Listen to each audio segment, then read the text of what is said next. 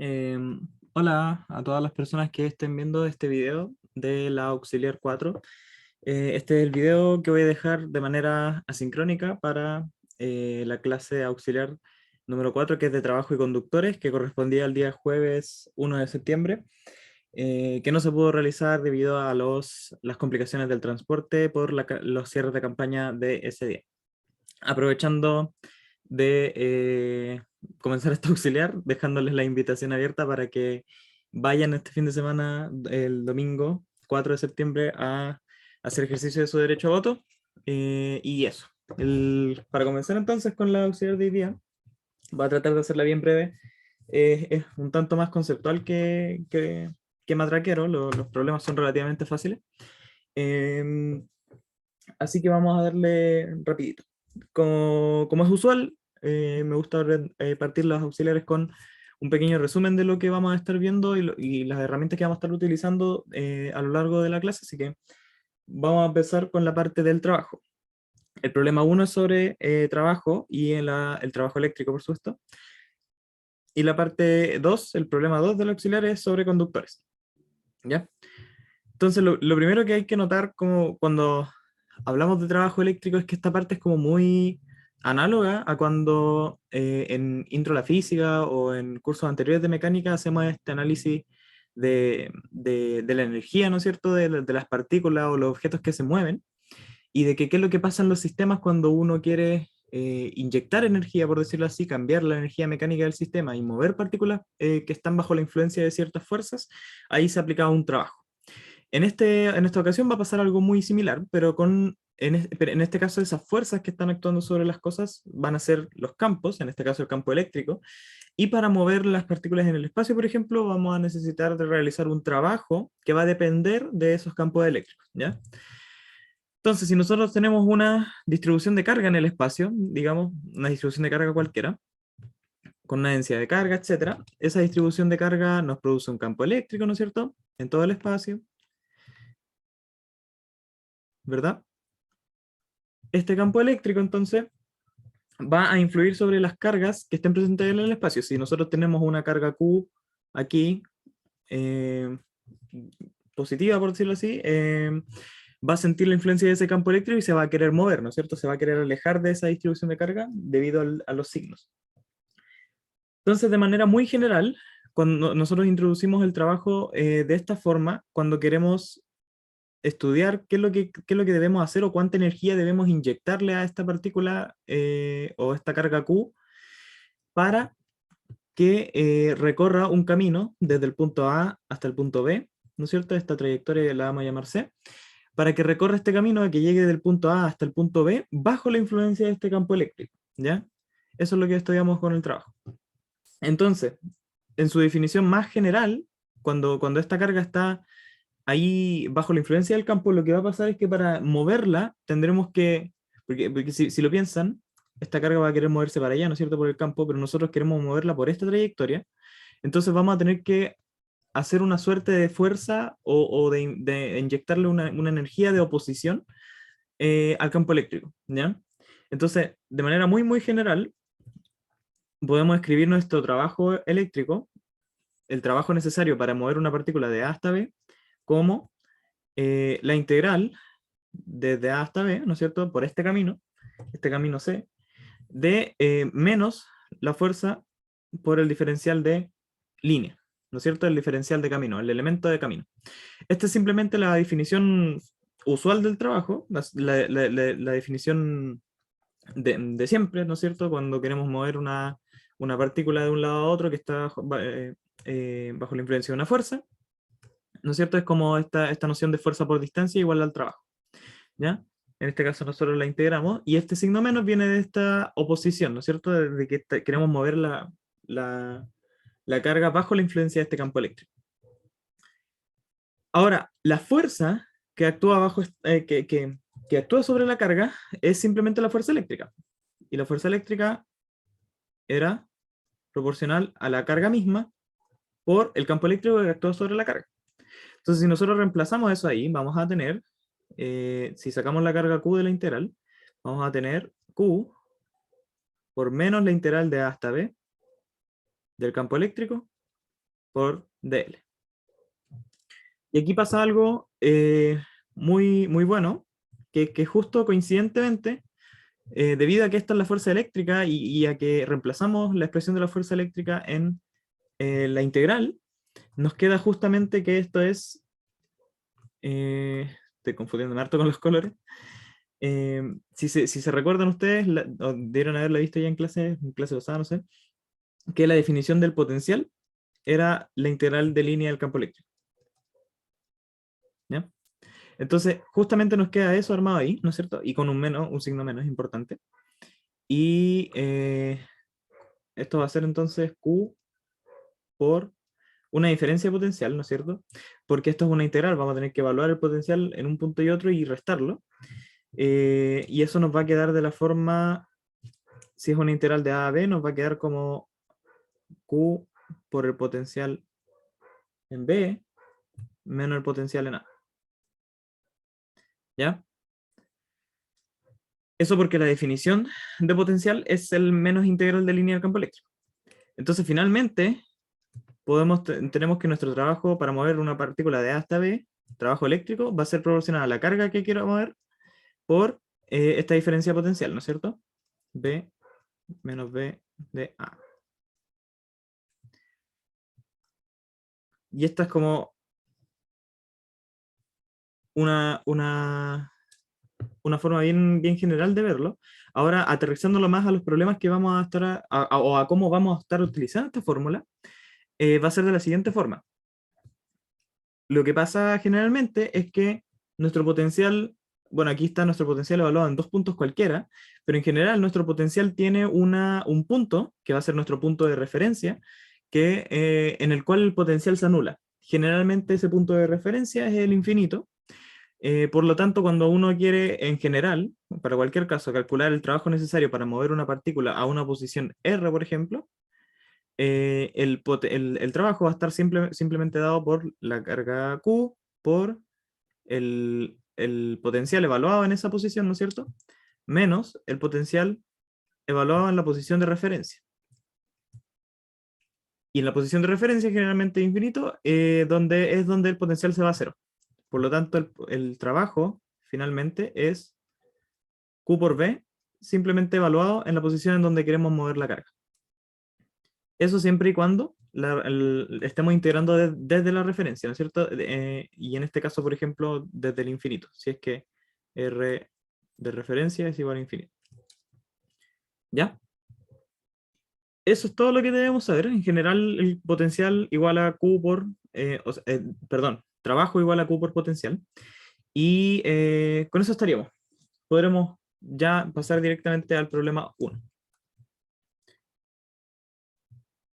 Y el problema 1 nos muestra una figura de esta forma. Tenemos un anillo, ¿no es cierto? Tenemos un eje Z. Esto es de radio A. Y esto tiene carga lambda. ¿Ya? Dame un segundo que tengo el enunciado en mi celular. Entonces, tenemos que la P1 nos dice que consideremos un aro de radio A cargado con densidad de carga lambda, que es lo que acabo de dibujar. ¿Verdad? Un segundo que tengo el mouse ahí arriba. Y listo. Y nos dicen, la parte A, nos preguntan cuál es el trabajo que debe hacerse para traer una carga Q desde infinito hasta un punto sobre el eje, el eje del aro a una distancia z igual a del centro. Entonces, tenemos una partícula por allá, aquí lejos, en el infinito, de carga Q, y queremos calcular el trabajo necesario para llevarla hasta un punto z igual a en el eje z, ¿no es cierto? Ya.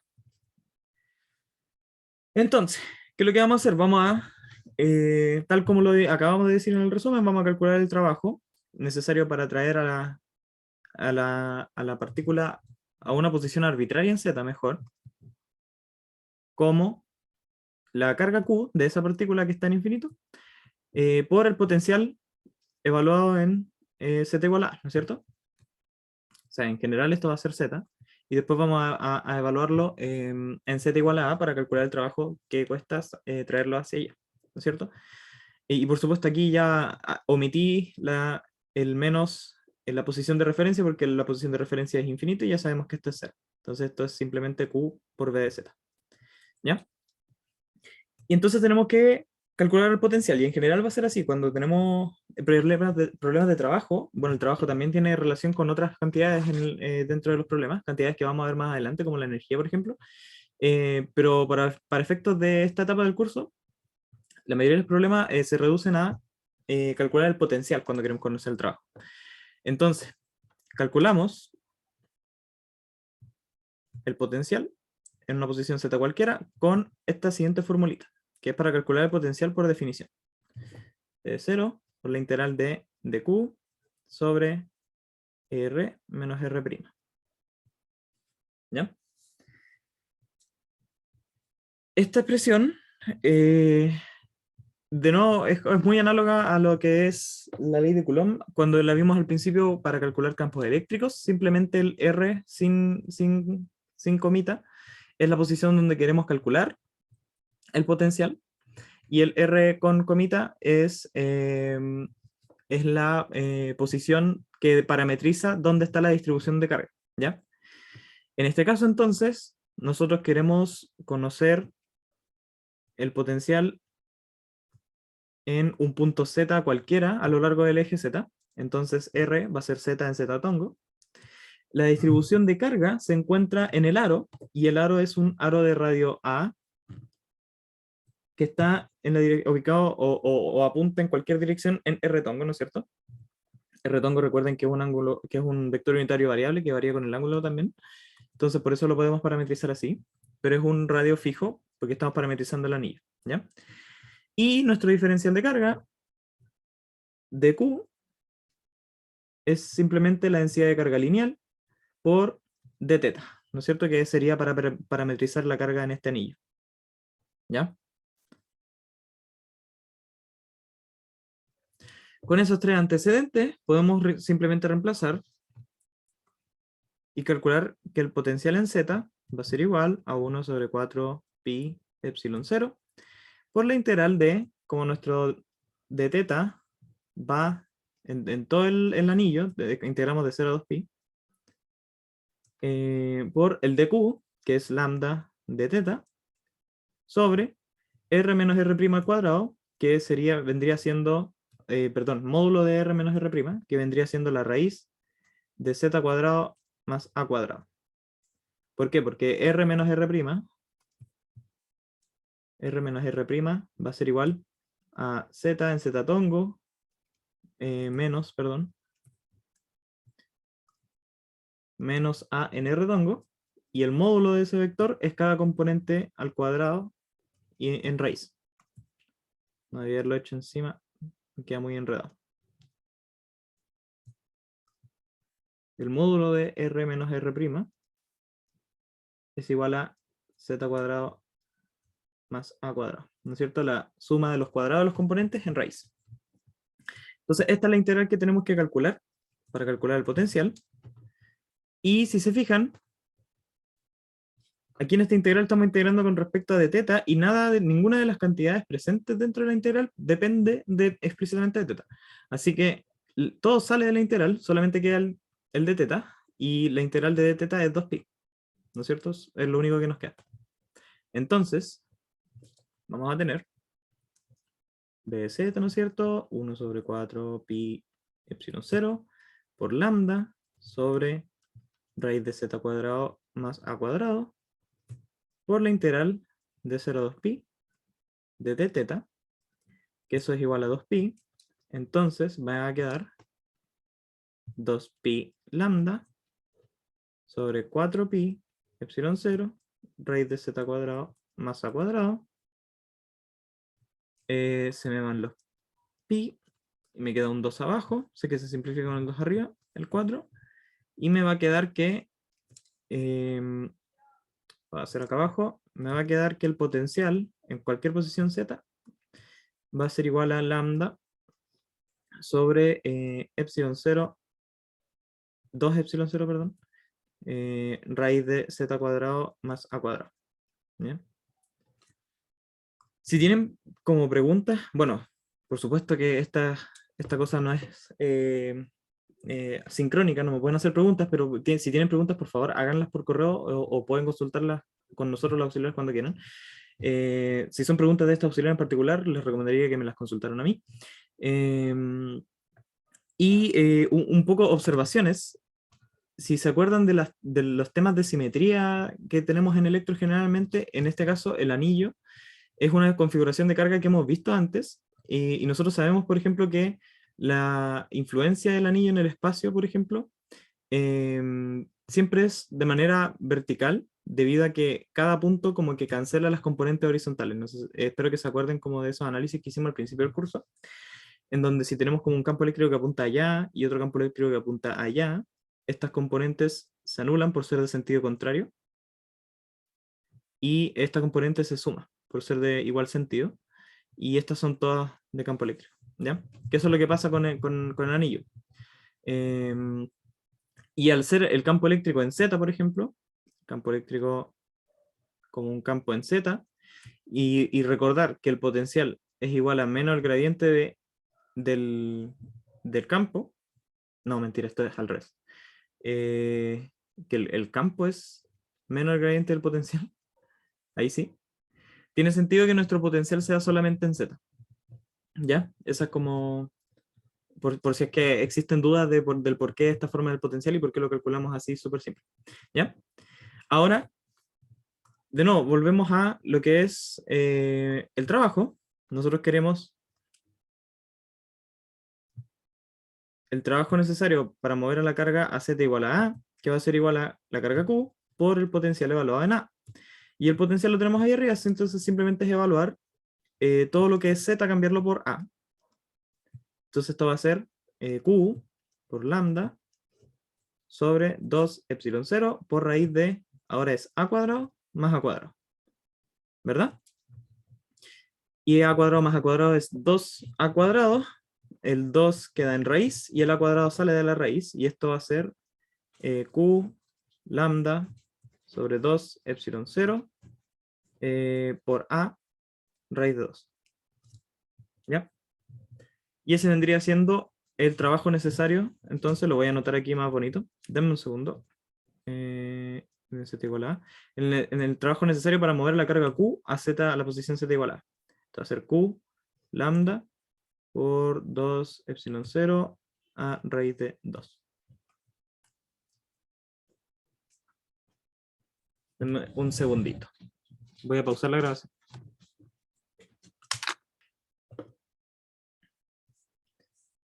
Y ahora volví, tuve que tomarme un momento porque mi gata está llamando a la puerta, y me acabo de dar cuenta de que tuve un error, que lo estaba mirando antes de que me fuera a ver a mi gata, y es que acá nuestro DQ es diferencial de superficie, ¿no es cierto? O sea, de línea por la densidad de carga, ¿no es cierto? La densidad de carga es lambda, y el diferencial de línea en coordenadas polares es el radio por el diferencial de ángulo, ¿ya?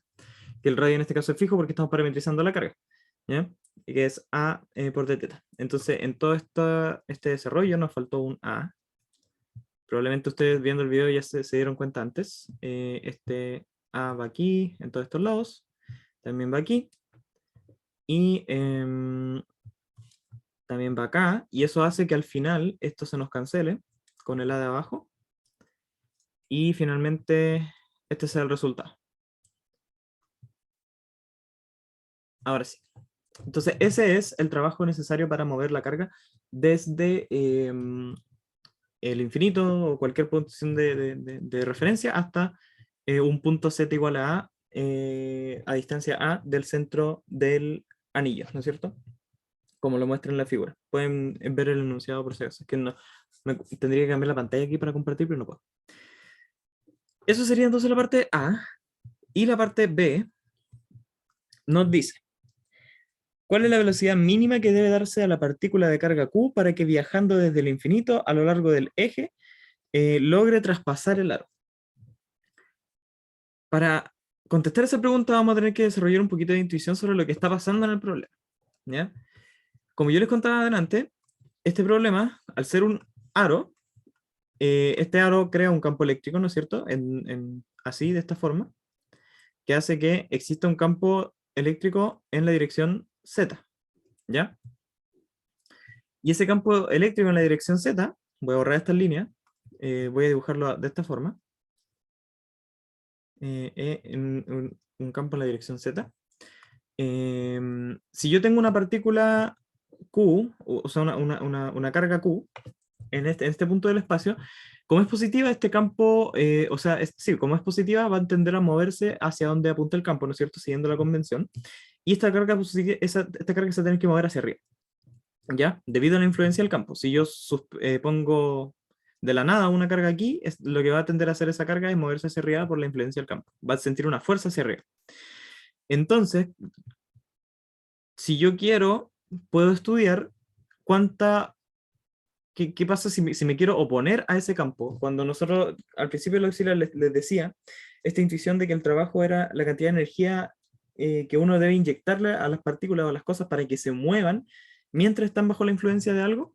Bueno, en este caso es precisamente eso. Estamos tratando de oponernos al movimiento, lanzando una carga Q desde el infinito hacia abajo, hacia en la dirección hacia el aro. Y esa carga Q va a sentir la influencia del campo, va a sentir una fuerza hacia arriba que la va a estar frenando, ¿ya?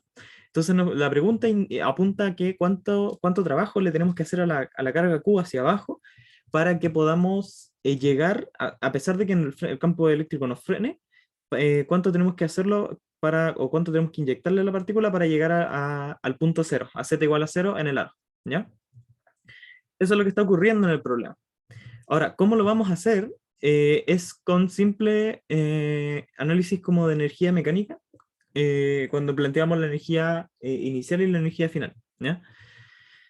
Esto es un poco introducción a lo que es la energía eléctrica, pero tampoco es tan así.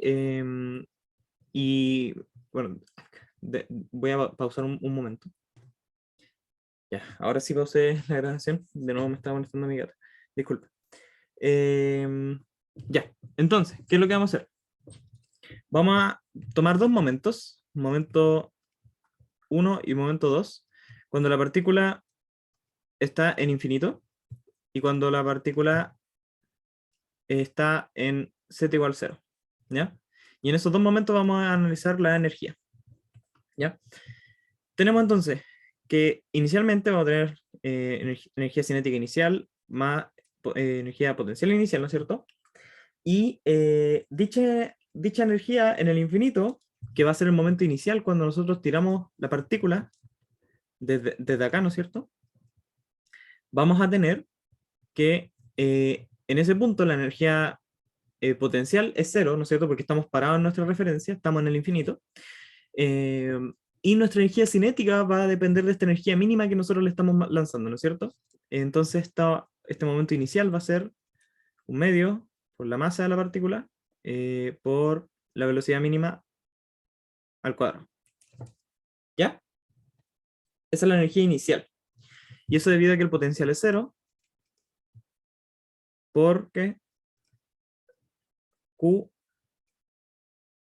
está en infinito. ¿Ya? Luego, cuando Q está en z igual 0, vamos a suponer que vamos a ponernos en el caso límite, ya que lo lanzamos con la energía mínima. Esta energía mínima nos permite el caso en el que la partícula Q llegó al punto z igual 0. Entonces, cuando llega ahí, se frena debido a la influencia del campo eléctrico. Y por lo tanto, la energía cinética final, en este caso, no se nos va a anular, ¿no es cierto? Y la energía potencial va a ser, bueno, aquí viene el paréntesis que les quería hacer, y es que una forma de calcular la energía potencial es de esta forma, Q por B, lo cual es muy contraintuitivo y intuitivo pensando en todo lo que hemos estado haciendo desde el principio, porque esto es precisamente como la expresión del trabajo. Pero tiene sentido porque el trabajo es una suerte de diferencia de energía en realidad. En este caso sería una diferencia de energía potencial. Y por lo tanto tienen casi como las mismas unidades. En realidad como que la forma de calcularlo es parecida, no son lo mismo, no representan lo mismo físicamente. El trabajo es que la energía que yo necesito para cambiar la energía mecánica del sistema, ¿no es cierto? La energía entera. La energía potencial es simplemente como una bodega de energía que se puede ocupar para el movimiento, ¿ya? Que en este caso es potencial eléctrica debido a la presencia del campo, ¿ya? Entonces, vamos a tener que la energía potencial, que es la única que nos queda, va a ser proporcional a Q por el potencial, pero no cualquier potencial, sino que el potencial evaluado en Z igual a 0, porque esa no es la posición en la que se encuentra nuestra partícula cuando se frena y cuando llega al centro del anillo, debido a que le inyectamos esa velocidad mínima. ¿Ya? De esa forma, entonces, podemos despejar la velocidad mínima conociendo el potencial en Z igual a 0. Y nosotros conocemos la forma del potencial, perdón. Conocemos la forma del potencial debido a la pregunta anterior, que es este potencial que está aquí. Y evaluar este potencial es 0. En 0 simplemente me mata la coordenada Z y me deja un A cuadrado. ¿No es cierto? Me mataría esta Z. Me deja un A cuadrado en raíz y eso es simplemente A, que se va con el de arriba. Por lo tanto, esto va a ser Q por el potencial, que va a ser lambda por A sobre 2 epsilon 0 raíz de 0 más A cuadrado. ¿Verdad? Que sería evaluarlo de acá arriba en 0. Entonces eso me deja A cuadrado, ese A cuadrado se va con el A de arriba, y me queda que esto es igual a Q por lambda sobre 2 epsilon 0. Luego, estos dos se anulan, pasamos despejando y nos va a quedar que la velocidad mínima es igual a la raíz de Q lambda sobre M epsilon 0.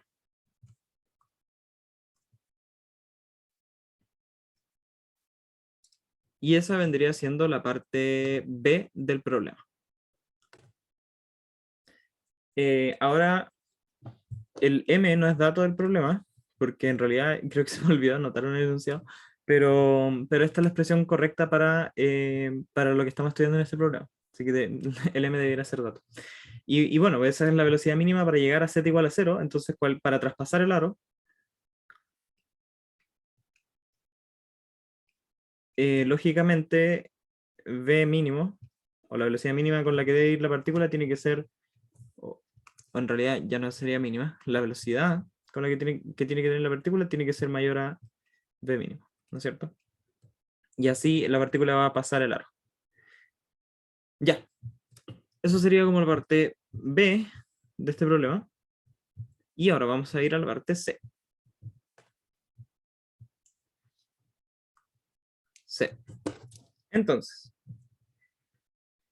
la parte C nos dice o nos pregunta en qué puntos del eje la fuerza ejercida por el aro sobre la carga Q es máxima y en qué puntos es mínima. Nos están pidiendo ahora estudiar un poco la fuerza, ¿no es cierto? La fuerza nosotros sabíamos que es igual a la carga Q por el campo, y el campo es menos el gradiente del potencial. ¿Ya? Y es el potencial lo que conocemos, entonces podemos, y de hecho el potencial es una función de z, entonces podemos estudiar lo que es la fuerza como función de z, que es precisamente lo que nos piden. Podemos derivar esa expresión, y luego estudiar en qué puntos esa fuerza es máxima o mínima. ¿Ya? Eso es lo que vamos a hacer. Entonces, de nuevo, este FQ va a ser Q por menos el gradiente de B, y el gradiente, bueno, voy a sacar el menos, va a ser menos Q. El gradiente es simplemente la derivada por cada coordenada, si estamos en cilíndrica o polares, como quieran. Esto va a ser de A de R, de B, de Z, en R tongo, más, creo que aquí hay un 1 sobre R, 1 sobre R de A de teta de B de Z en teta tongo, más de A de Z de B de Z en Z tongo. ¿Ya? Entonces, nuestro potencial nosotros sabemos que solamente depende de teta, entonces estas componentes no nos sirven, por lo que nos queda que nuestra fuerza va a ser menos Q por la derivada del potencial con respecto a Z, y eso en Z tongo. Entonces nos falta calcular dicha derivada. Calculamos entonces dB a dz, que el potencial B era esta expresión de ahí, ¿no es cierto? Lambda por A sobre 2 epsilon 0. Perdón. Esto va a ser d a dz de lambda por A 2 epsilon 0 raíz de z cuadrado más a cuadrado. ¿Ya? Entonces todas las constantes salen. Esta es lambda por A sobre 2 epsilon 0 por la derivada con respecto a z de 1 sobre z cuadrado más a cuadrado a lo 1 medio. La derivada de eso entonces es menos 1 medio. Voy a escribirlo todo bien. Voy a seguir arrastrando las constantes. Por menos 1 medio, ¿no es cierto? Por 1 sobre z cuadrado más a cuadrado a la 3 medios. Estoy simplemente derivando. Y por cadena esto me suelta un 2z. ¿Ya? Entonces aquí se me van esos dos. Y me queda que la derivada es igual a menos z sobre z cuadrado más a cuadrado a la 3 medios. Y eso por las constantes. Por lambda a sobre 2 epsilon 0. ¿Ya? Entonces lo reemplazamos en nuestra expresión. Ya tenemos la derivada del potencial, que vale eso. Entonces, nuestra fuerza en la posición Z va a ser igual a menos Q por la derivada del potencial, que es todo lo que está arriba, menos, o sea, lambda A, perdón, sobre 2 epsilon 0, por menos Z sobre Z cuadrado más A cuadrado a la 3 medios. Los menos se cancelan. Y vamos a tener finalmente que f de z es igual a lambda q por a sobre 2 epsilon 0.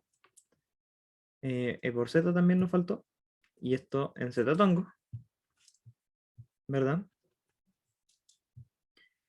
Por z cuadrado más a cuadrado, perdón, a la 3 medios. ¿Ya? Esa es la expresión para la fuerza eléctrica que está sintiendo una partícula, debido a la configuración que tenemos. Una partícula de carga Q en el eje Z. Esta fuerza tiene una forma que obviamente no se ve tan claro de la fórmula, pero yo se la voy a dibujar. Esta fuerza luce más o menos así. Si nosotros nos vamos en el eje Z en horizontal y ponemos la fuerza en magnitud, digamos. No en magnitud, porque quiero estudiar el mínimo. Simplemente la fuerza. Vamos a tener que esta expresión es más o menos de esta forma. Crece así. Lo voy a dibujar de nuevo. Me quedó bien feito. Es más o menos así con respecto a los valores de z positivo y negativo. ¿Ya? Es decir, va a tener un máximo acá para z mayor a 0 y un mínimo para z menor a 0. Y esos son los máximos y mínimos que nos piden calcular en la parte C de este problema. ¿Ya? ¿En qué punto es mínima? ¿Y en qué punto es máximo? Para calcular entonces los máximos y mínimos, vamos a tener que extremar la función, vamos a tener que derivarla e igualar a 0 para encontrar en qué punto la derivada se hace 0, ¿no es cierto? Para encontrar los máximos y mínimos. Entonces eso vamos a hacer. Vamos a matraquearnos. Esta parte ya es como puro matraquear. Entonces, d a dz de f, imponer en que esto vale 0, o evaluado en z asterisco, imponemos que esto valga 0, podemos calcular cuáles son los máximos y mínimos. Entonces, lo vamos a hacer en azul. dA de z de f va a ser igual a derivar todo lo que depende de f con respecto a z.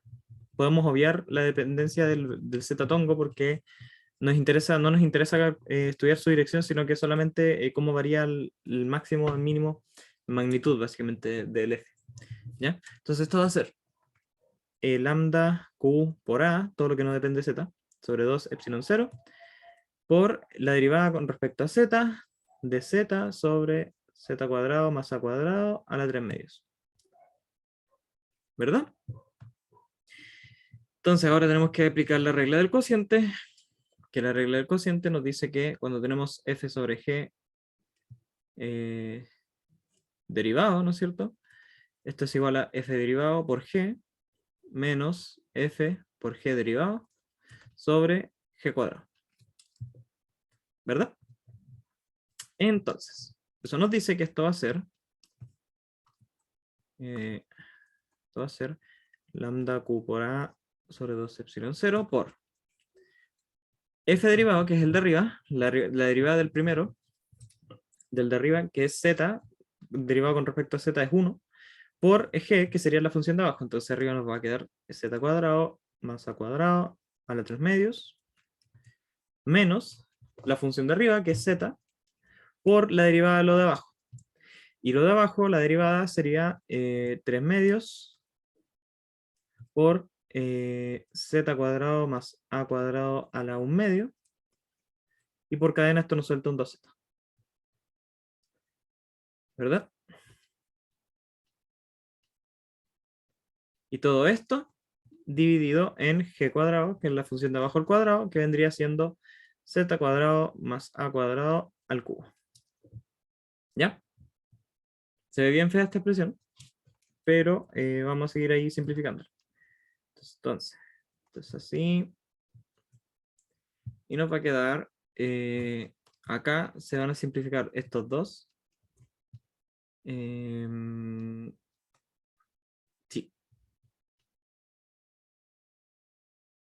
Y vamos a tener z cuadrado. Ay, perdón. Pensando en cómo hacer esto de la forma más conveniente posible. Z cuadrado más a cuadrado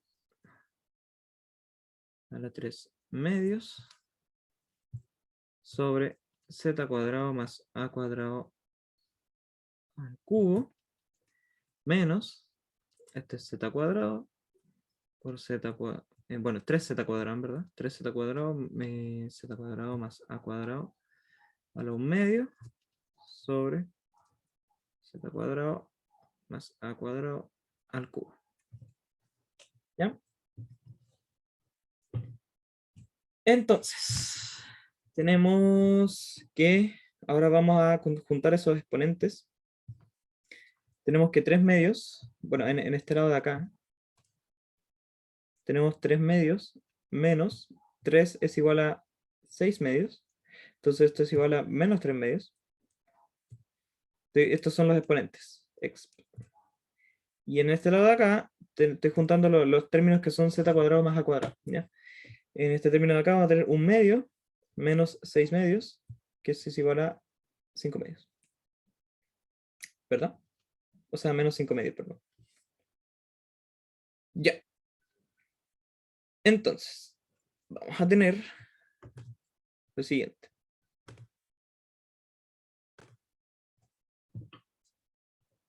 Vamos a tener, lo sigo haciendo en azul, que la derivada es igual a lambda q por a sobre 2 epsilon 0 por, esto de aquí era menos 3 medios, entonces esto va a ser 1 sobre z cuadrado más a cuadrado a la 3 medios, menos 3z cuadrado con lo mismo, pero a los 5 medios. A los 5 medios. Y esta expresión es lo que tenemos que igualar a 0. Perdón, a 0. Entonces, imponemos que esto sea igual a 0. Y calculamos el z para el cual se cumple eso. ¿Ya? Y para eso, notamos que todo lo que está acá es distinto de 0. Entonces, esto de acá tiene que ser igual a 0. Entonces, solamente vamos a estudiar ese lado de allá. Y nos va a quedar que esto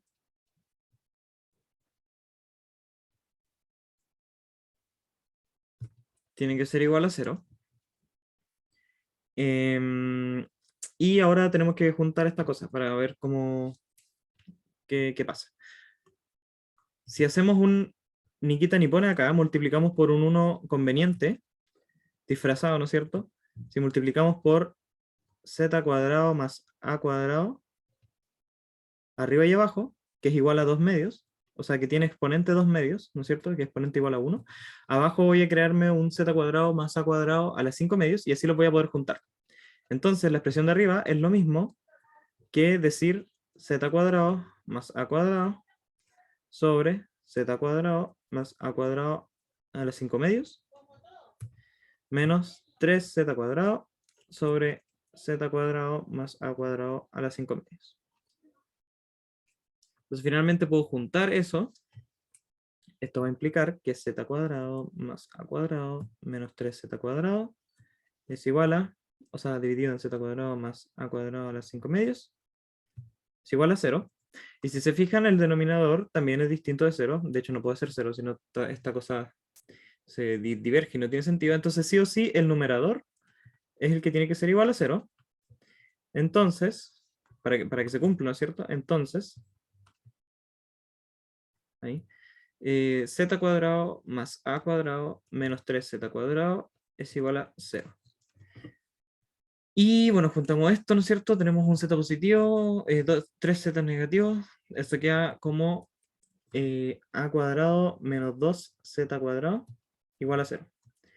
Entonces, despejando, vamos a tener que a cuadrado es igual a 2z cuadrado. Entonces, z cuadrado es igual a cuadrado medios. Y por lo tanto, tenemos dos soluciones al tomar raíz. Tenemos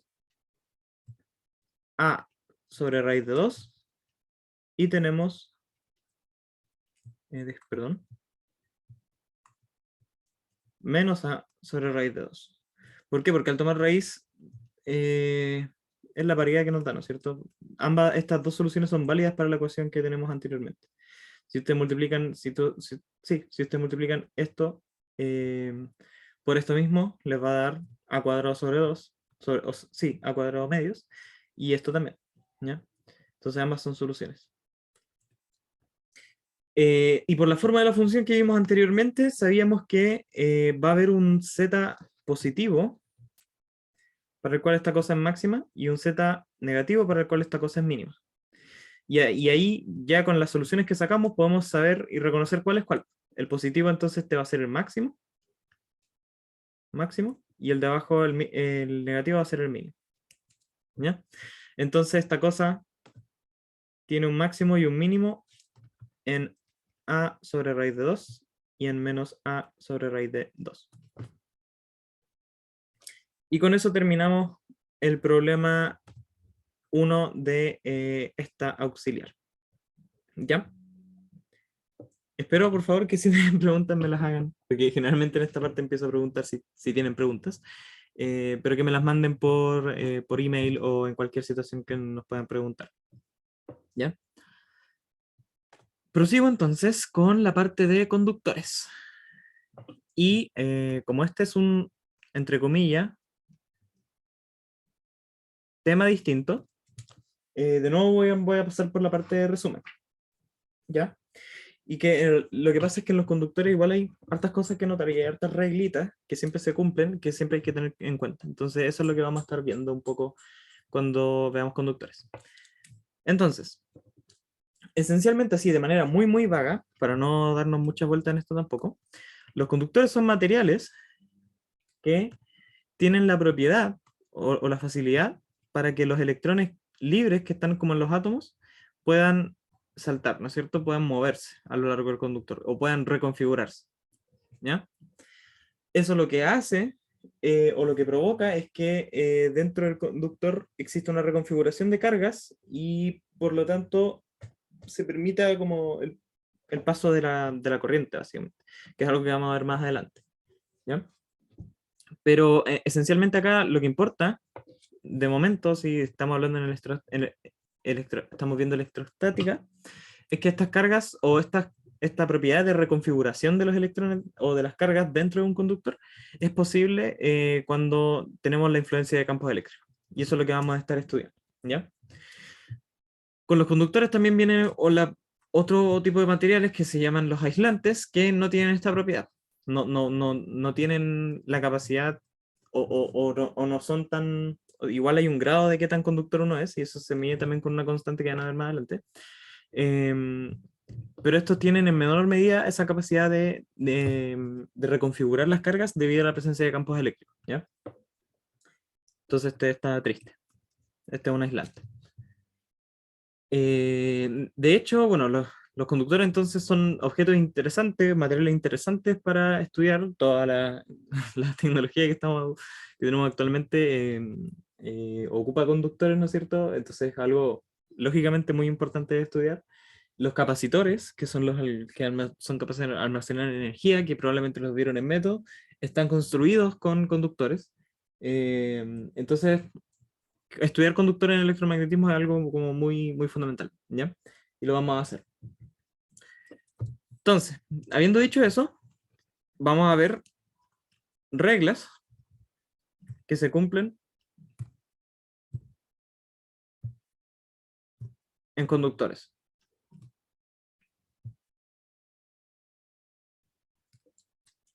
Y la primera de ellas, y esta es la más fundamental, o algo que ustedes tienen que recordarse así, pero siempre cuando digan que ya tienen como una placa conductor, etcétera, es que el campo eléctrico dentro del conductor es cero.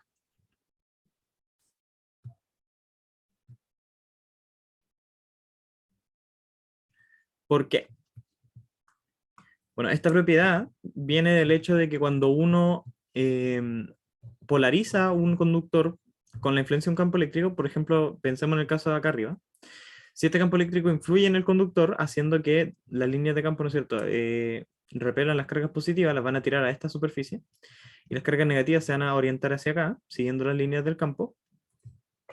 Esa misma polarización va a producir un campo eléctrico como de reacción, que intente anular el campo eléctrico que está influyendo, que está haciendo que se reconfiguren las cargas. Entonces, por el principio de superposición, dentro de ese conductor donde se crea ese campo de reacción, la suma de los campos eléctricos se va a anular, ¿ya? Eso es como más o menos lo que sucede. Y por eso es que siempre dentro del conductor el campo eléctrico es cero. Generalmente en los problemas que vamos a ver hay superficies conductoras. Entonces, bueno, eso también te dice un poco de qué es lo que pasa con las cargas, cómo se distribuyen espacialmente las cargas. Y de hecho, eso nos convoca a la segunda regla, y es que la densidad de carga volumétrica en conductores es cero. ¿Por qué? Bueno, lo que dice esta regla es que debido a los campos, ¿no es cierto?, de esta polarización, las cargas como que se distribuyen en las superficies, que de hecho esa es otra regla aparte, que la vamos a notar después, ¿ya? Las cargas polarizadas, por decirlo así, se distribuyen en las superficies, y dentro no hay una densidad de carga como tal, volumétrica, en el espacio dentro de un conductor. Y esto más que nada igual es visible a través de la ley de Gauss. Si nosotros con la ley de Gauss diferencial la planteamos, ¿no es cierto? Esto es ρ sobre epsilon cero. Dentro del conductor, el campo es cero. Entonces, necesariamente ρ dentro del conductor va a ser cero. Dentro del conductor. ¿Ya? Entonces eso nos lleva a la regla 3 directamente. Este es como muy secuencial. La regla 1 como que implica la 2 y la 2 implica la 3 y así. Y es que todas las densidades de carga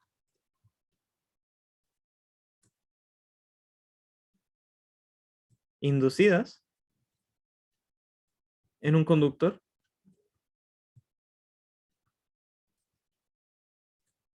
son superficiales. Es decir, van a ser puros sigma. Cuando tenemos un conductor bajo la influencia de un campo, las cargas se reconfiguran en las superficies.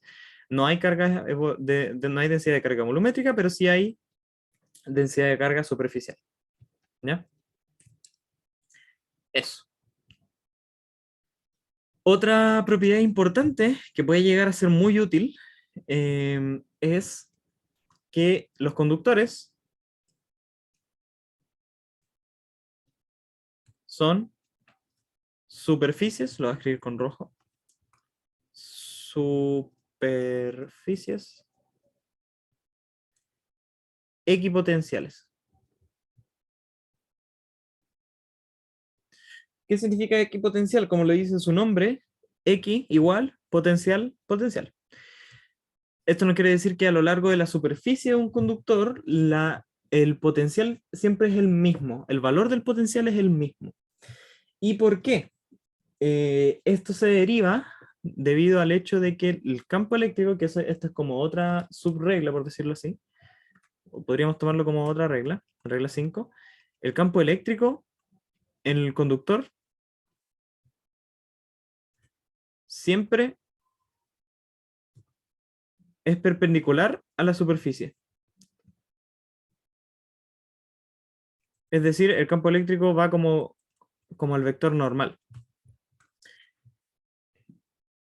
Y esto es lo que implica la regla 4. ¿Por qué? Porque cuando nosotros tenemos una superficie, ¿no es cierto? Digamos, esta superficie es como una lámina, está medio dobladita, y tenemos un campo eléctrico aquí perpendicular. Nosotros tenemos, no sé, lo que queremos ilustrar es que tenemos un punto A y un punto B, ¿no es cierto? Cualquiera en esta superficie. Como el conductor es una superficie equipotencial, esto nos dice que el potencial en B y el potencial en A son iguales. ¿Ya? Si, si el campo eléctrico es perpendicular a la superficie, cuando nosotros queramos calcular el potencial, por ejemplo, el potencial o la diferencia potencial entre A y B, vamos a tener que calcular la menos integral de línea del campo eléctrico, ¿no es cierto? Por dl entre A y B. ¿Ya? Pero el campo eléctrico va en n tongo y el dl es un vector que va en la superficie, que va, o sea, es un diferencial de línea, pero va en la superficie. Va parametrizando como esta dirección, ¿ya? La dirección que va dentro de la lámina eh, conductora, dentro de la superficie conductora. Entonces, eso nos dice que, bueno, digámosle que esto es un L tongo. Siempre n tongo es perpendicular a L tongo y por eso E.dl es cero en la superficie de los conductores. ¿Ya? Entonces, debido a que el campo es perpendicular a la superficie, el cálculo del potencial se me reduce a cero, y este cero es igual a la diferencia potencial, ¿no es cierto?, entre el punto A y el punto B. Entonces, si la diferencia potencial es cero, me quiere decir que el potencial en A y en B son iguales. Eso es como lo que está pasando. ¿Ya? Y esto es una propiedad súper útil de los conductores. A veces cuando estamos calculando cosas en los problemas, es una regla que nos sirve bastante. ¿Ya? También pueden verlo como la fuerza, ¿no es cierto? Porque el campo es Q por F, no, al revés, F sobre Q. Entonces la fuerza también es perpendicular al diferencial de línea, y si la fuerza es perpendicular al diferencial de línea, entonces el trabajo es cero, porque el trabajo es la integral de la fuerza por dl, y si el trabajo es cero, la diferencia potencial es cero. Y nuevamente llegamos al mismo resultado, y es que en todas las superficies, en todos los puntos de la superficie de un conductor, el potencial vale lo mismo. ¿Ya? Ya, dicho esto, por fin, vamos a ir a hacer el problema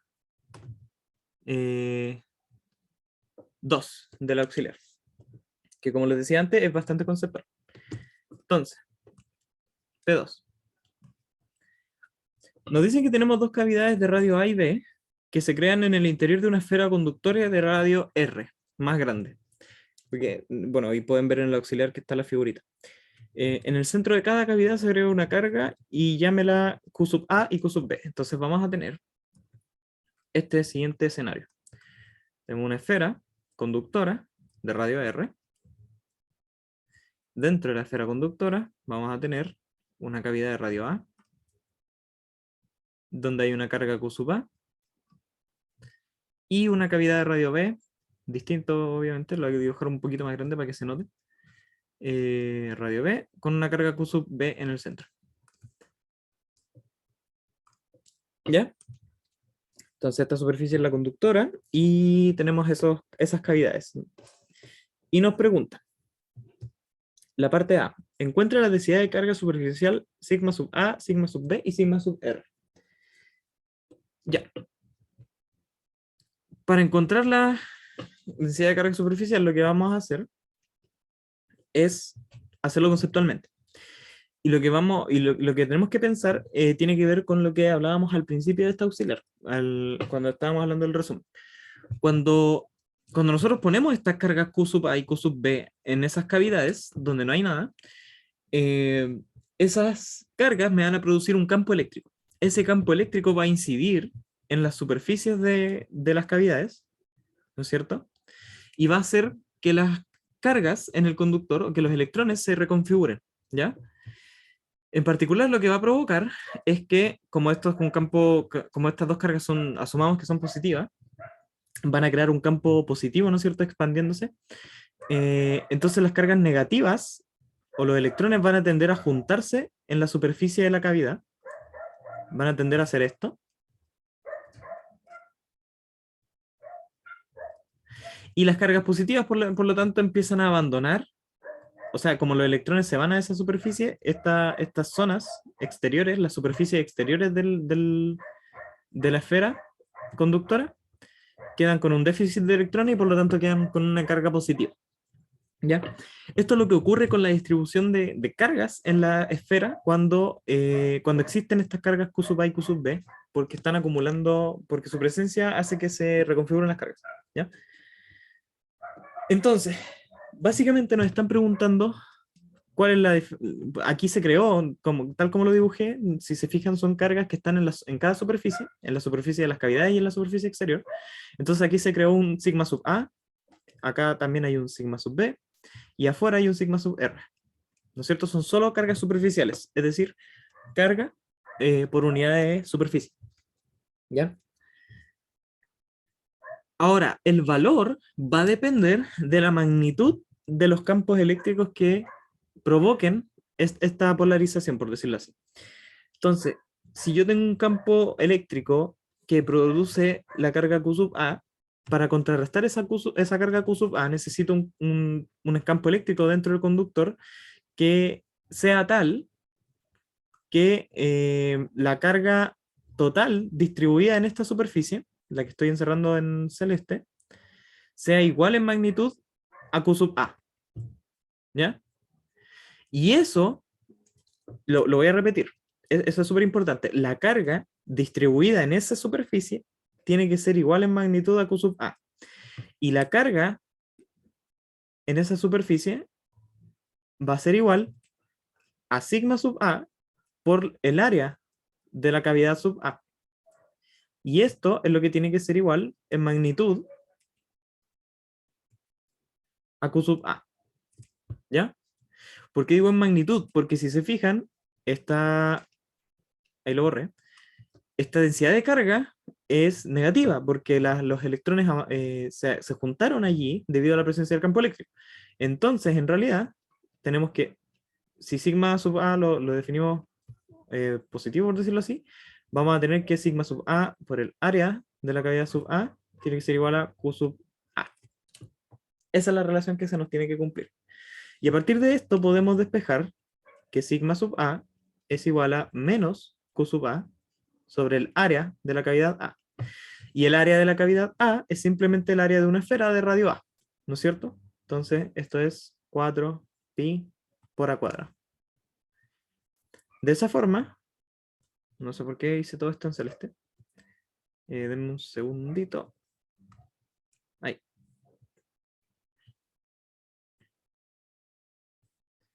De esta forma, tenemos que sigma sub a es igual a q sub a menos 4pi a cuadrado. ¿Ya? Y eso es solo porque estas cargas acumuladas aquí tienen que igualar a la carga de adentro para poder cancelar al campo eléctrico dentro del conductor. ¿Ya? Análogamente, va a pasar lo mismo con la cavidad B. Entonces, podemos omitir, por supuesto, todo lo que acabo de decir, porque literalmente se cumple lo mismo para la carga B. Si la carga QB también es positiva, entonces la densidad de carga superficial en la cavidad B va a ser igual a menos Q sub B sobre 4pi por B cuadrado. ¿Ya? Y esto de nuevo, porque la carga distribuida en esta superficie, en esta cavidad, tiene que ser igual en magnitud a Q sub B. ¿Ya? Ahora, ¿qué es lo que pasa con la esfera externa? Bueno, la esfera externa va a ver que si nosotros nos paramos en la esfera externa y miramos hacia adentro de la esfera, vamos a ver que acá se nos creó una carga, una densidad de carga, si nosotros la miramos desde la superficie, ¿no es cierto? Si consideramos que esto fuera como un solo círculo, ignoramos la existencia de la carga A interna, Q sub A interna, vamos a tener que dentro del conductor se nos produjo una densidad de carga allá igual en magnitud a Q sub A. En signo sería negativo. Y lo mismo pasó para acá. Acá también se nos juntó un menos Q sub B. Entonces, para igualar esas cargas, necesariamente la densidad exterior, sigma sub R, tiene que ser igual en magnitud a la suma de esas cargas, pero distribuida en la superficie exterior, pues distribuida acá afuera. Y bueno, con el signo contrario, porque está tratando de anular a esas cargas negativas, entonces tenemos cargas positivas afuera. Entonces, esto va a ser Q sub A más Q sub B sobre 4pi R cuadrado. ¿Ya? Que es más o menos análogo a lo anterior. Lo único que estamos haciendo aquí es distribuir la carga que está generándose en toda la superficie exterior debido a esta reacción de las cargas menos Q sub A y menos Q sub B que se crearon en las cavidades interiores. ¿Ya? Y esa carga, esa suma de cargas, tenemos que distribuirla en la superficie exterior. Por eso es que esa es la expresión para el campo. O sea, para la densidad de carga. ¿Ya? Eso es la parte A. Si se fijan, el problema, sí, en realidad el problema como que luce muy complicado, a priori, se ve muy complicado, pero en verdad, solamente aplicando como la conceptualidad sobre los conductores, eh, podemos como deducir qué es lo que está pasando al interior con las cargas o con las densidades de carga. ¿Ya? Seguimos entonces con la parte B. La parte B nos dice, un segundo que tengo que mirar el enunciado, calcula el campo eléctrico fuera del conductor, es decir, para R mayor a R mayúscula. ¿Ya? Para calcular el campo eléctrico fuera del conductor, lo que vamos a hacer es hacer ley de Gauss.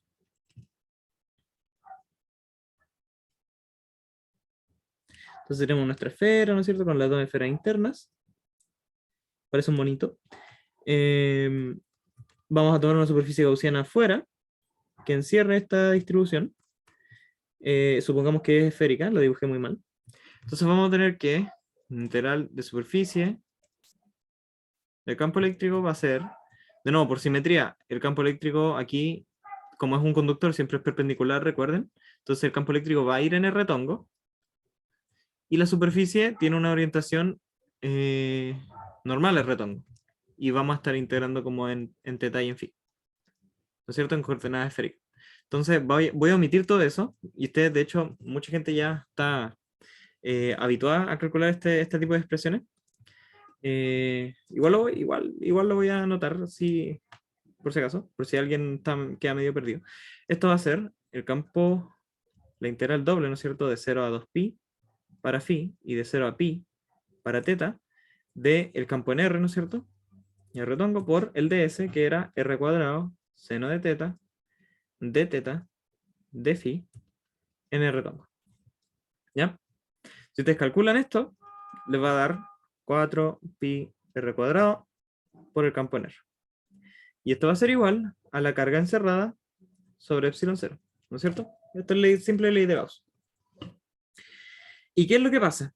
Aquí es cuando ya nos tenemos que parar y a pensar qué es lo que está pasando y qué es lo que estamos encerrando con la superficie gaussiana. Nosotros dijimos anteriormente que con las cargas en el conductor se distribuyen de manera que las densidades o las... bueno, en realidad matemáticamente las densidades no se cancelan. Si sumamos esto no nos va a dar, obviamente. Porque las densidades no se suman así como si nada, sino que hay que ponderarlas por el área. Y de hecho, ponderadas por el área, estas tres cosas, ahí sí nos dan cero.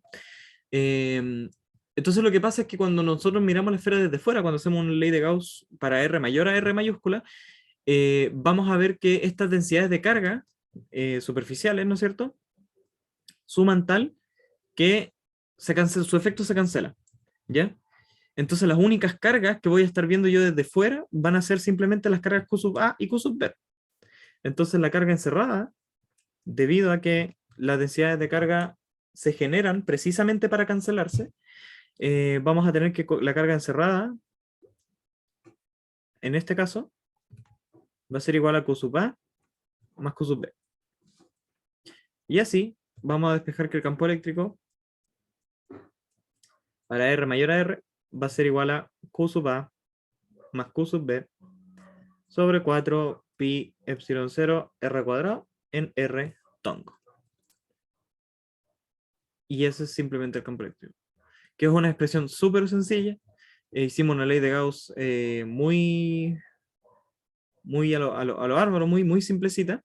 Lo único que tuvimos que tener cuidado es qué es lo que estamos considerando con la carga encerrada, que muchas veces esa es la dificultad en los problemas de ley de Gauss, ¿ya? Pero esto es netamente por las propiedades de los conductores. Los conductores se reordenan de forma que acá sea el campo cero, debido a estas densidades de carga que calculamos en las partes A, y eso hace que cuando hagamos ley de Gauss por fuera, las únicas cargas que sintamos sean las cargas Q sub A y Q sub B, ¿ya? Las únicas cargas que estamos encerrando porque la influencia de las otras se cancela. Eso vendría siendo la parte B de este problemita. Ahora vamos a la parte C.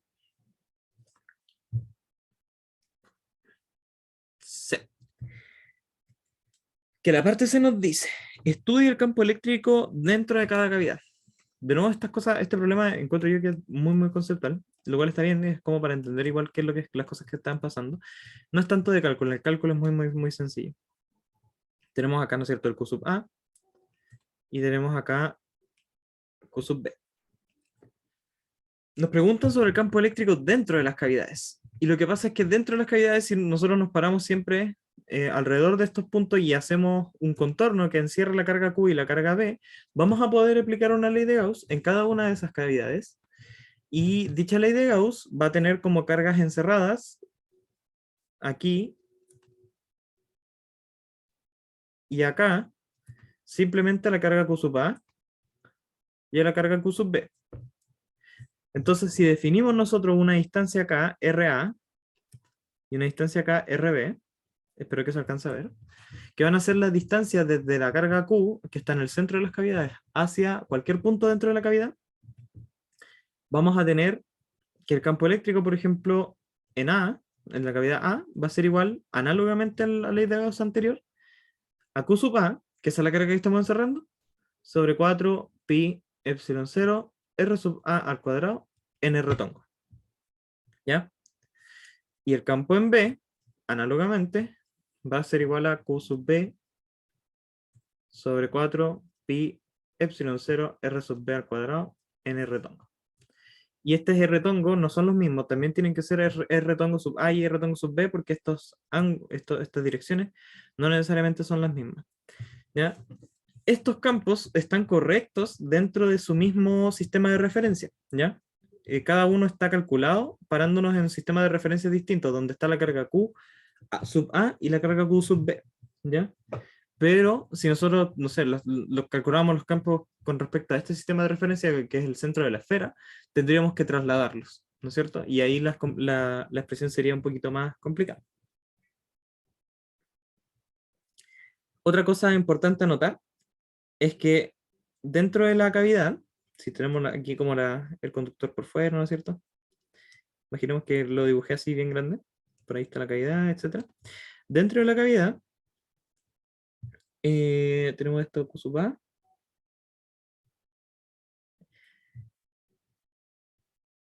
Si Q sub A no estuviera en el centro de esto, o sea, el hecho de que esté en el centro y que tuviera simetría esférica hace que el campo eléctrico en todas las direcciones o en toda la superficie de la cavidad sea de igual valor, ¿ya? Pero si la carga, no sé, si la carga Q estuviera aquí, la carga Q sub A, entonces el campo eléctrico sería distinto en la cavidad, porque dependería de toda la distancia del centro, que no es uniforme, no es como una esfera.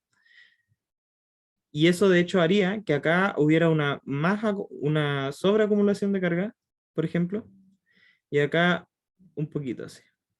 Solamente se perdió poquita carga positiva, ¿ya? Entonces, que los campos sean así también de bonitos y bien comportados, también es una consecuencia de que cada carga Q sub A y Q sub B está al centro de su cavidad, ¿ya? Y otra cosa interesante es que nosotros podríamos pensar en hacer una especie de superposición, pero en realidad no. Estos campos son válidos solamente dentro de las cavidades, porque inmediatamente fuera, debido a la reconfiguración de las cargas, el campo eléctrico dentro del conductor, que es la regla de siempre, es cero. Se produce otro campo que superpuesto a estos los anula. De modo que estos campos como que no se comunican. Si se fijan, no hay una influencia de A en B, ni hay una influencia de B en el campo de A pesar de que estén en sistemas de referencia distintos. Si los pusiéramos en el mismo, tampoco debería a priori haber una influencia de uno sobre el otro, porque están como, por decirlo así, incomunicados. A pesar de que ellos apliquen una influencia sobre las cargas en el conductor, los conductores son como una especie de incomunicadores de campos eléctricos y cargas, ¿ya? Funcionan medio extraño. A veces hay cosas locas que pasan, ¿ya? Pero esas son cosas que hay que notar y las cosas que quería como contarles con esta parte de la auxiliar. Ahora, para ir terminando, ese fue como un mini estudio de los campos eléctricos en las cavidades. Y para ir terminando, vamos a hacer la parte C, que la parte C nos dice, o nos pregunta cuál es la fuerza sobre Q sub A y Q sub B. Fuerza sobre Q sub A y fuerza sobre Q sub B. Le vamos a poner FA y FB. Y nos preguntan qué cambiaría si se acerca una carga Q sub C por fuera, ¿ya? Entonces, yo les dije recién, mientras dibujo esto, les dije recién que estos conductores funcionan como una suerte de incomunicadores. No hay una influencia del campo en B en el campo en A, ni tampoco viceversa. No hay una influencia del campo en A sobre el campo en B. Y por lo mismo, nosotros sabemos que la fuerza, en general, la fuerza eléctrica, está dada por Q, la carga a la cual está, sobre la cual está actuando el campo eléctrico, por el campo eléctrico que influye. Entonces, si tenemos una carga Q sub A, por ejemplo, y Q sub B, si nosotros nos ponemos a pensar en qué fuerza está actuando sobre esta carga, no hay ninguna. ¿Por qué no hay ninguna? Porque dentro de esta configuración no hay campos eléctricos que estén actuando sobre la carga Q sub A y Q sub B, ¿ya? Entonces la fuerza de nada, por ejemplo, va a ser igual a la carga Q sub A por el campo eléctrico que actúa sobre A. Voy a cambiar un poco la notación aquí porque E sub A era el campo eléctrico producido por A, pero E sub flechita A es el campo eléctrico que actúa sobre la carga A. Pero no hay ningún campo eléctrico que actúe sobre la carga A. Solamente tenemos este campo que sale, ¿no es cierto? Y dentro del conductor vamos a tener un campo producido por las cargas que anula la carga o los campos que salen. Pero aquí dentro de la cavidad no tenemos nada. Tenemos solamente el campo producido por las mismas cargas. Entonces esta fuerza es cero. Y análogamente para F de B. Entonces F de A y F de B son cero. No hay fuerza eléctrica actuando sobre la carga Q sub A y Q sub B. Debido al rearreglo, no, debido a que no hay, simplemente no hay campos eléctricos que actúen sobre ellos. Contrario a lo que uno pensaría, pues que este rearreglo de cargas produce campos eléctricos, pero eso pasa solamente dentro del conductor. Eso es como lo que pasa. Y por eso que dentro del conductor el campo C es cero. Siempre soy muy majadero con esa regla porque siempre se cumple. ¿Ya? Entonces, si no hay campo actuando sobre una carga, la fuerza obviamente va a ser cero. Y ahora nos dicen que nos pongamos como en una situación imaginaria en la que se acerca una carga Q sub C por acá. Inicialmente esta cosa, cuando teníamos las cargas Q sub A y Q sub B en las cavidades, hacían que las cargas negativas se distribuyeran aquí, ¿no es cierto? Y que las cargas positivas quedaran en la superficie de la esfera, ¿verdad? Pero si yo acerco una carga Q sub C por ese lado, por ejemplo, por el que dibujé, lo voy a dibujar un poquito más lejos, lo voy a dejar en verde, Q sub C. Esta carga Q sub C, que vamos a asumir por convención también positiva, va a crear un campo eléctrico de esta forma y va a tender a repeler estas cargas de acá, las cargas positivas. Entonces, nos va a hacer que en esta superficie cambie de nuevo la densidad de carga. La densidad de carga, en este caso sigma R, haciendo que acá también se reordenen cargas negativas y las cargas positivas se tiren hacia otra superficie o hacia otros sectores de la superficie, en los que ya no influye tanto el campo eléctrico. Entonces, por ejemplo, va a haber una reacumulación de cargas positivas acá abajo, ¿no es cierto?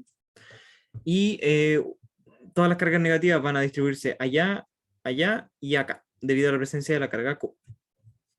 ¿Ya? La pregunta C nos pregunta qué cosas cambian y qué cosas no. O en realidad nos pregunta qué cosas cambian. Y ahí, mientras dibujaba esto y discutíamos sobre lo que estaba pasando en el problema, por debajo eh, pasó desapercibido de que lo que dijimos era que cambiaba la densidad de carga superficial en la superficie exterior debido a la reconfiguración de las cargas por el campo eléctrico que produce Q sub C.